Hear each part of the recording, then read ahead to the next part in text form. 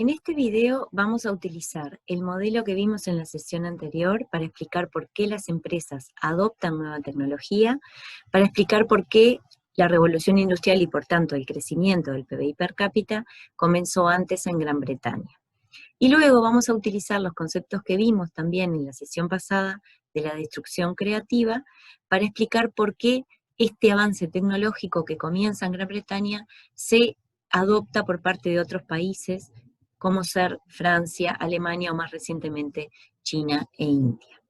Vamos a compartir como siempre unas diapositivas que nos van a ayudar en esta tarea.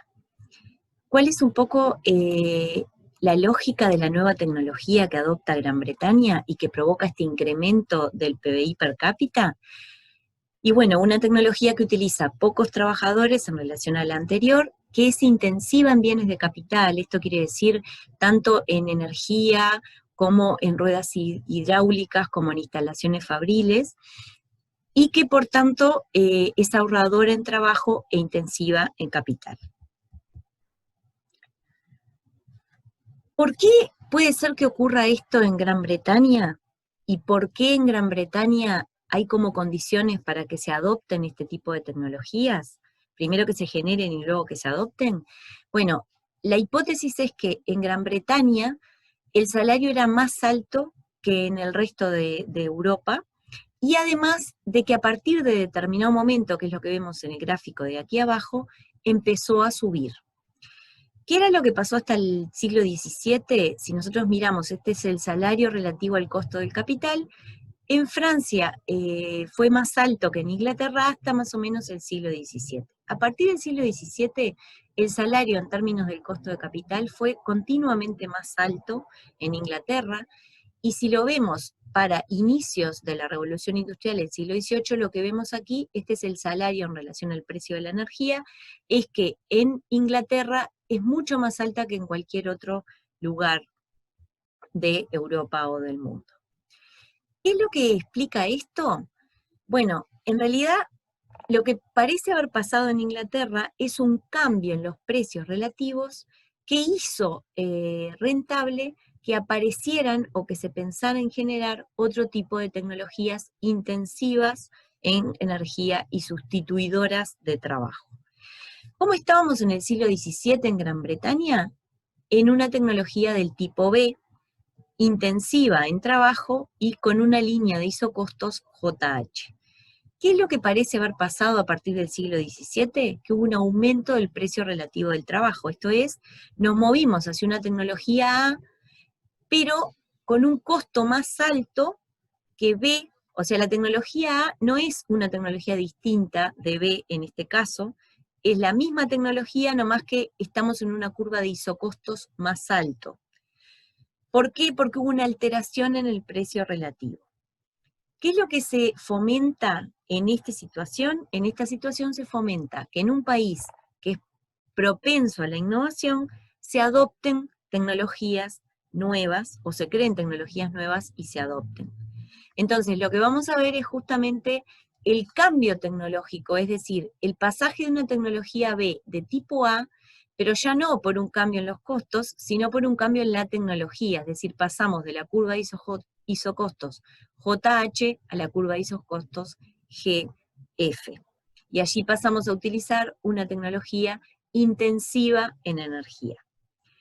Esto es lo que está en la base del crecimiento del PBI per cápita en Inglaterra. Su capacidad de innovar en conjunto con el incentivo que se dio, que fue el cambio relativo en el precio de los insumos, cuando empezó a aumentar a partir del siglo XVII el costo del salario en relación al de la energía.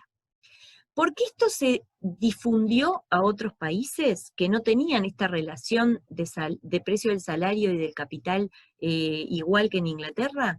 Bueno, la hipótesis 1 es que se difundió porque el propio avance tecnológico va creando mejores tecnologías, más eficientes, y en este caso crearía una tecnología que vamos a llamar A', que no solo domina A, sino que es menos costosa que B.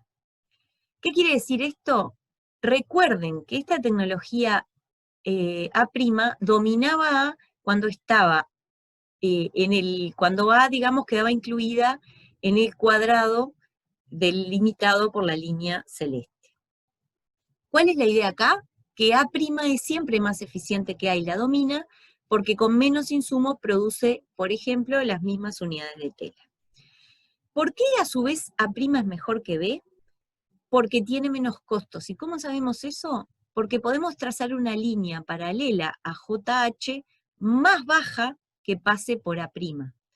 Eso que sería una línea de isocostos paralela a JH, pero más cerca del origen, esto quiere decir que A' sería la misma tecnología que B, pero con costos más bajos. Ergo, A' es más beneficiosa que B, porque es menos costosa, y a su vez domina como tecnología a A.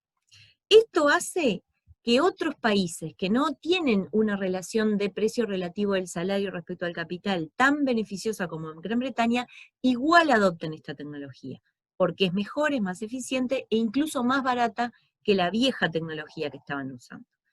Pero además, el propio progreso tecnológico, que fue continuo, también generó más abaratamiento de las fuentes de energía. ¿Por qué? Y bueno, porque surgieron nuevos avances tecnológicos que hicieron más barato generar energía. Y por tanto, siguieron alterando los precios relativos en favor de la energía y en detrimento del trabajo.